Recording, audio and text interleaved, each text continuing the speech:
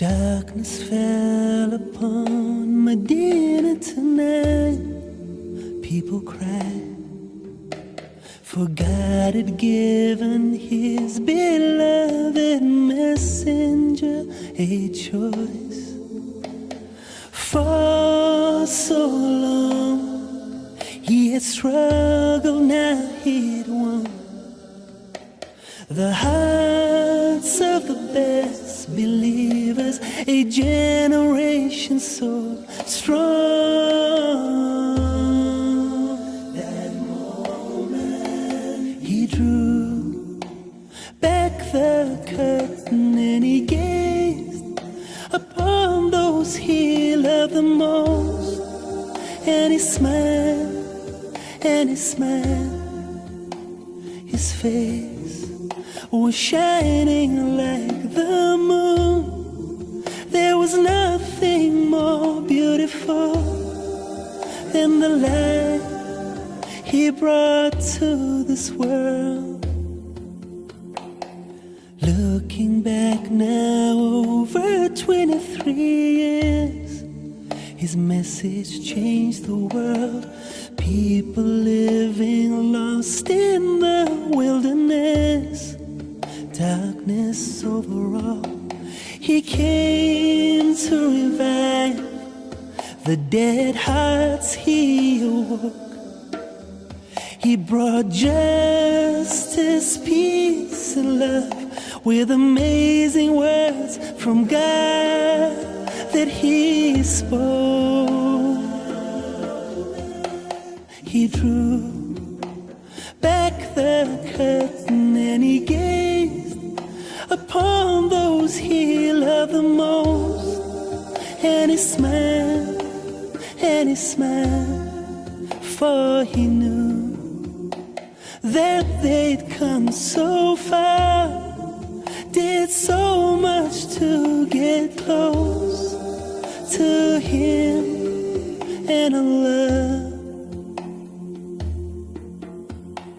But what if he was standing right in front of me? Would he cry?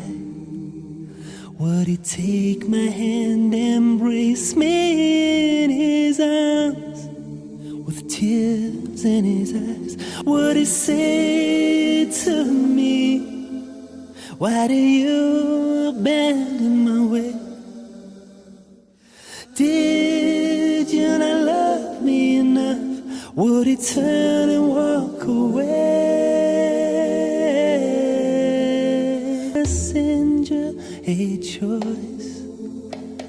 For so long he had struggled, now he'd won the hearts of the best believers, a generation so strong.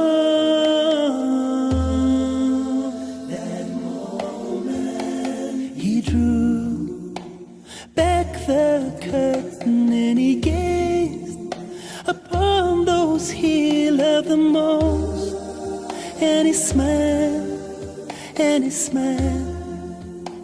His face was shining like the moon. There was nothing more beautiful than the light he brought to this world. Looking back now over 23 years, his message changed the world. People living lost in the wilderness, darkness overall. He came to revive the dead hearts he awoke. He brought justice, peace, and love with amazing words from God that he spoke. He drew back the curtain and he gazed upon those he loved the most, and he smiled, and he smiled, for he knew that they'd come so far, did did so much to get close to him and our love. But what if he was standing right in front of me? Would he cry? Would he take my hand, embrace me in his arms with tears in his eyes? Would he say to me, why do you abandon my way? Did you not love me enough? Would he turn and walk away? Would he walk away if he drew back the curtain and he gazed upon my life today? Over 1,000 years later, and here I am, trying oh so hard. There is nothing I wouldn't do for that moment in time, just to see him smile like he drew back the curtain and he gazed upon those he loved the most. He loved them. And he smiled, and he smiled, his face was shining like the moon. There was nothing more beautiful, there was nothing than the light he brought to this world.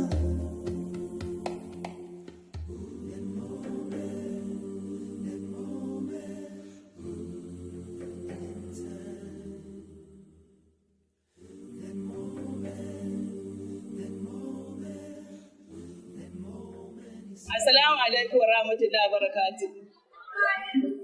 Muna godiya ga ƙungiyar Iman gabaki ɗaya da wannan taimako da suke ba mu kowace shekara.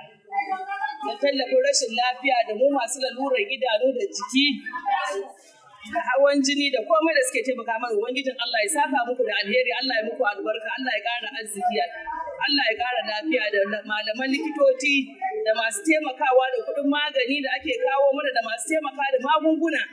Ubangijin Allah ya biya muku, Allah ya sa mu dauki azumi lafiya, Allah ya ba ku lada, ya sa cikin mizanin rahama, Allah ya hada mu gidan aljanna baki daya. Assalamu alaikum wa rahmatullahi wa barakatuh. Àwọn dókítà wa tán máa ń wá ní ọdọọdún, tán tún wá ní ọdún yìí, Ọlọ́run á wà pẹ̀lú wọn. Wọ́n attend fún wa pẹ̀lú àwọn ọmọ wa, wọ́n wò wá, wọ́n fún wa lóògùn, gbogbo oògùn tó yẹ wá àtàwọn ọmọ wa, wọ́n ṣe máa ń ṣe ìyẹn lọ́dọọdún. A dẹ̀ dúpẹ́ lọ́dọ̀ Ọlọ́run, alhamdulillah, wa máa ròkè o, àdúrà wa gbà o, àdúrà tiwọn náà wa gbà. Ọlọ́run á fi nǹkan tí wọ́n ń ṣe yìí, á fi sínú mizan fún wọn. Wọ́n ṣe ohun gidigidi. Ọdọọdún ni wọ́n máa ń wá. Kò sọ́dún tí ò kí ń wá. Gbogbo ọdún tí bí Ramadan bá ti bẹ̀rẹ̀ báyìí, tó bá ti fẹ́ bẹ̀rẹ̀ báyìí náà máa ń wá. Wọ́n máa wá, wọ́n máa fún wa lóògùn, wọ́n máa fún àwọn ọmọ wa lóògùn. Ọlọ́run á wà pẹ̀lú wọn, àdúrà wọn á gbà. I want to use this opportunity to say a big thank you to Iman, Islamic Medical Association of Nigeria, for this laudable medical outreach. This is not the first time I've had the opportunity to benefit from this. And today's program has been a very wonderful one, because you see the turnout of male, females, the old and the young ones. Everybody benefited from this program. Alhamdulillah Rabbil Alameen. I pray to Almighty Allah subhanahu wa ta'ala to continue to bless the organizers, all members of this Islamic Medical Association. May Allah subhanahu wa ta'ala strengthen them to do more, doing more for Islam, doing more for themselves, and doing more for the Ummah. I pray Allah subhanahu wa ta'ala grants them the benefits of His reward in this world and the hereafter. My name is Onibanjo Rakiba, and I am a student nurse of Present University, Abeokuta. and I volunteered for the Iman medical outreach here at the Araba community. It's been an amazing experience because I've been able to get hands-on on people. I've been able to.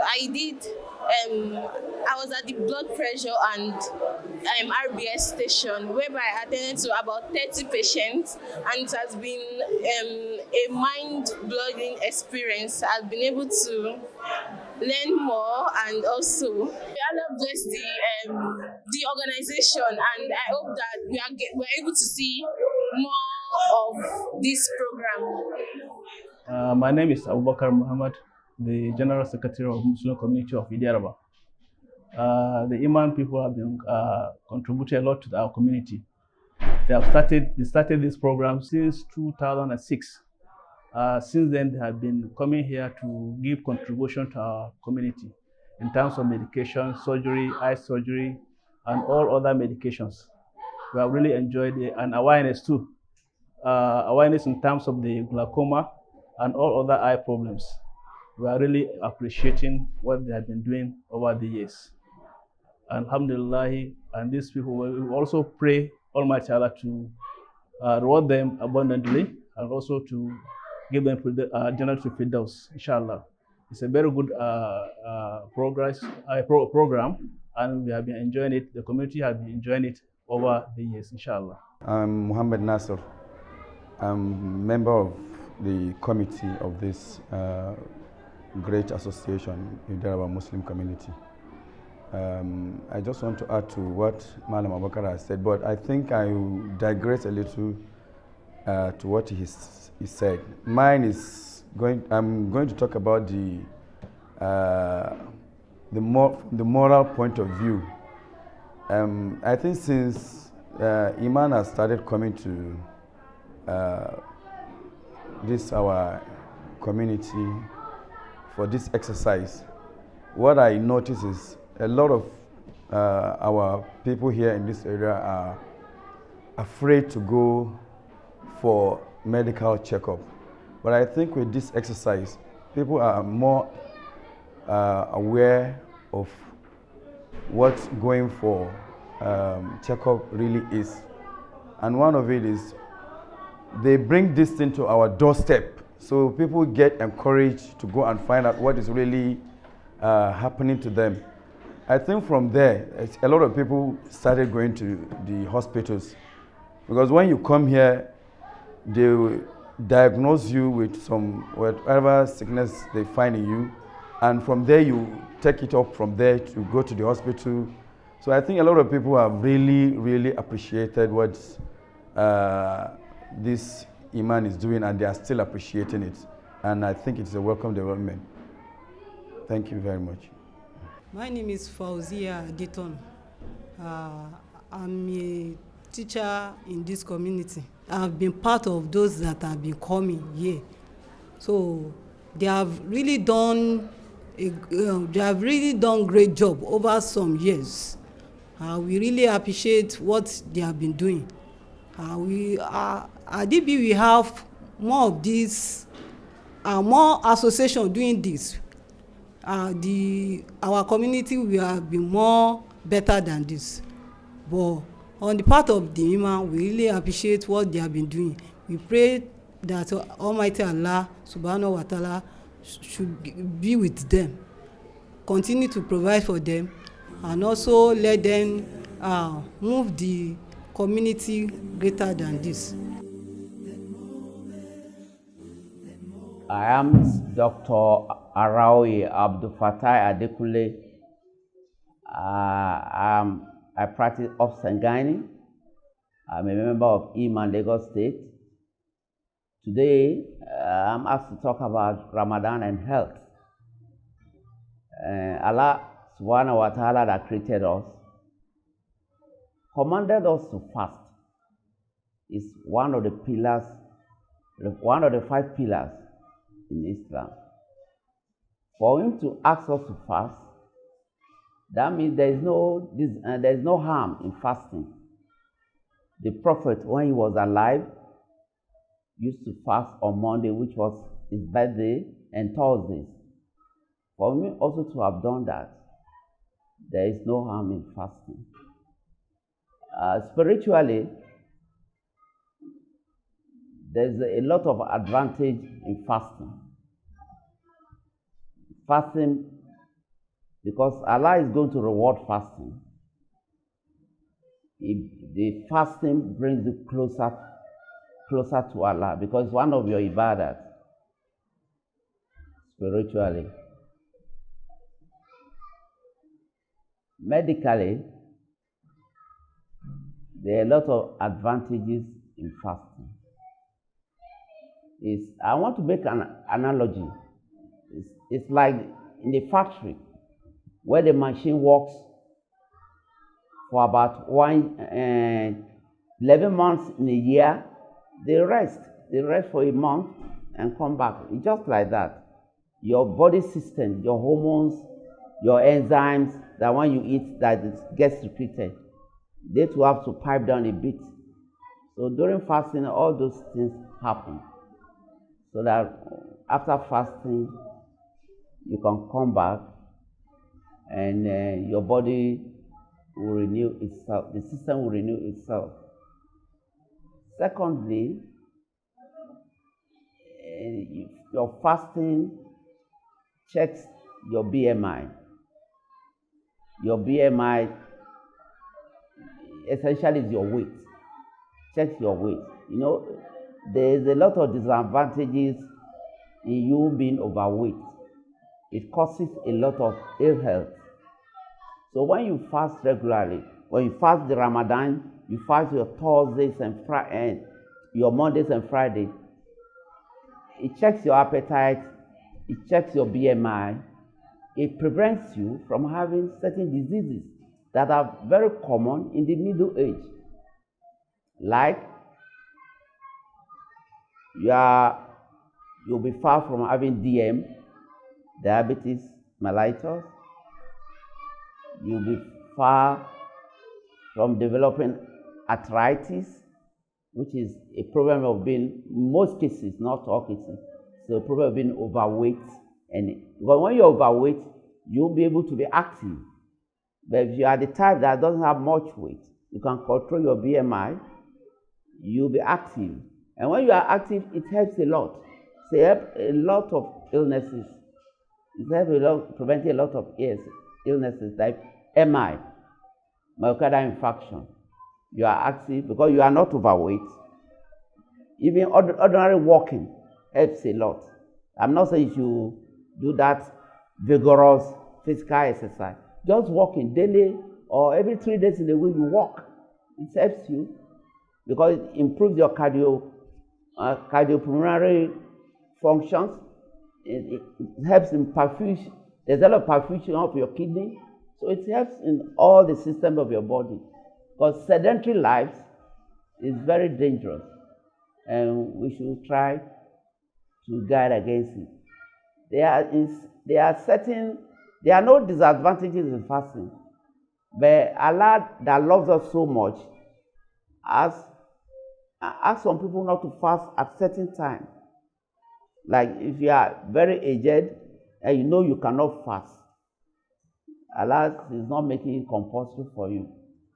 If you're a medical doctor or you have certain illnesses that prevent you from fasting, Allah has not made it compulsory.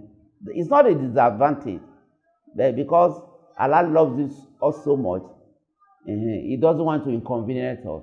So He said, don't fast if you know you are not able to fast. Even though you don't fast, you have to find a way of paying those missed fasts back. And spiritually, again, which I have not been able to talk about, is during fasting, there is a lot of, our humanity shows much. Although it should not be that way, but our humanity shows. That's when you see Muslims rising to help each other, giving out to people.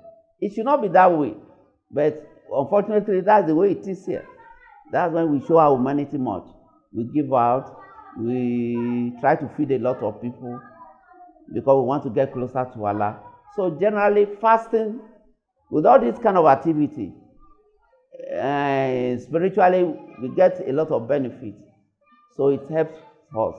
There is no disadvantage in fasting. My name is Mansoura Aliyu. I'm a pharmacist. I work in the hospital.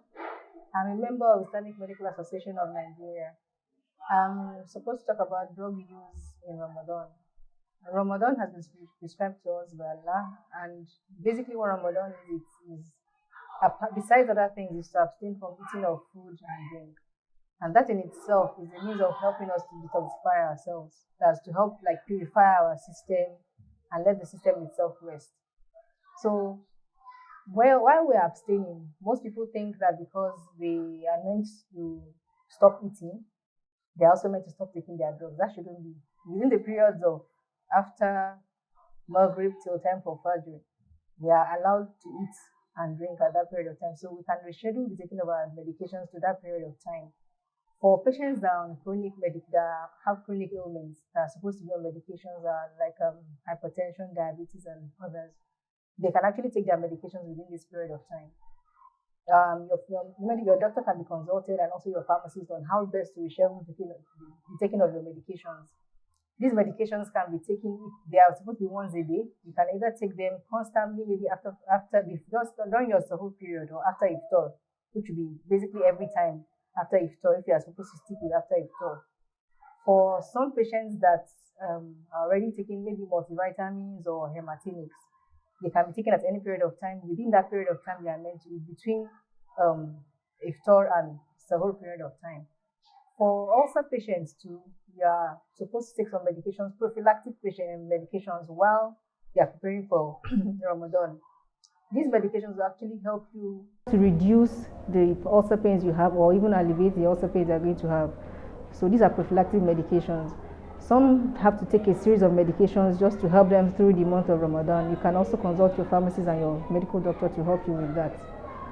For most other medications, basically you would have to meet with your doctors and your pharmacist. You are not supposed to actually stop taking your medications. For, like I mentioned earlier, for patients that will be on chronic ailments that have to be taking their medications regularly every day. But for some other medications that you can do without them, you don't have to take them on daily basis. So basically, with use of medications, it's as it comes that we attend to these medications. Patients are advised not to on their own take decisions on whether or not to take their drugs or to take their medications. You are advised to see your medical doctors and also your pharmacists to proper counsel you on how well to take your medications. This will help guide you on to properly treat and optimize the ailments you are treating with your medications. Thank you. At the Iman Islamic Medical Association of Nigeria program today at Araba, we have been able to attend to over 300 patients here. The common ailments we have attended to hypertension, diabetes. We've attended to patients that have chronic ulcer. There are also obstetric and gynecology cases that couldn't be attended to, but we are being referred to the nearest general hospital. Also, we have our ophthalmologists on ground that have attended to patients. Eyeglasses have also been issued out to patients, and also some ophthalmic preparations have been issued out to patients. A lot of children have been dewormed. At this present Iman program at Araba here, we have a lot of our healthcare professionals on ground attending to our patients here at Araba. And also, the patients are still being attended to. So basically, throughout the month of Ramadan, because of the present condition we find ourselves in, that the weather is a bit harsh, it's advised that while we are breaking our fast, we should try as much as possible to abstain from taking fizzy drinks. They are concentrated drinks, and they would only add more to our dehydration. Even though we feel that we need the energy, the glucose, the best thing for us to actually do is to take water, plain water, or take natural juice. Because except that some of the juice that we take are not mixed with maybe any form of sugar or anything. But as much as we can also keep them cold. The natural drinks that we would extract, natural foods that we would extract. Fruits like dates, dabino, watermelon, they contain a lot of water. Cucumber, they contain a lot of water. We are advised to take all of those fruits to break our fast with. We should abstain from taking fries. Those are oily foods. We don't take maybe like fried yam, fried plantain with fried egg together in a meal.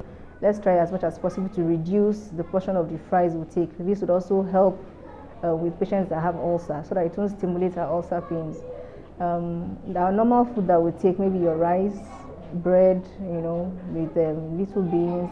In any food we are taking, the oil content shouldn't be so much. And just like I mentioned earlier, let's try as much as possible to rehydrate between that period of time where we do our iftar to the time where we take our suhoor. Let's try as much as possible to engage in taking a lot of water that we can make up for while we are during the fasting period. Just like Allah said in the Quran that He will not place on us a burden that is greater than we can bear. For some patients for some people that are pregnant, the category of pregnant women, not breastfeeding mothers, elderly, even though Yoruba people say the month of Rajab is Arubo, and even although that's just like a myth that is coined by all of us, the elderly people are also in the category of people that have been excused from fasting if they cannot fast. So just like the pregnant women and also the breastfeeding women that are not strong enough to, some people might be able to fast, but for those that are not able to fast, there have been other things that have been put in place for them to do to feed people that are fasting. So as much as we can for these people, please let's not force them to fast. If they can and they are willing to, if you start the fast and you feel you are not strong enough to, just try and either you stop the fast or you don't continue the fast. And also for the elderly patients, for patients that have asthma, there are medications we take to prevent you from having your asthma. If along the line you have to break your fast, your health is more important. So as much as we can, let's try to take care of our health first. The whole fasting that has been prescribed for us is not to punish us. It's a means of obeying Allah's rules. And it's only a healthy person that can worship Allah. So as much as we can, let's try to take good care of our health. Thank you very much. Ramadan Mubarak.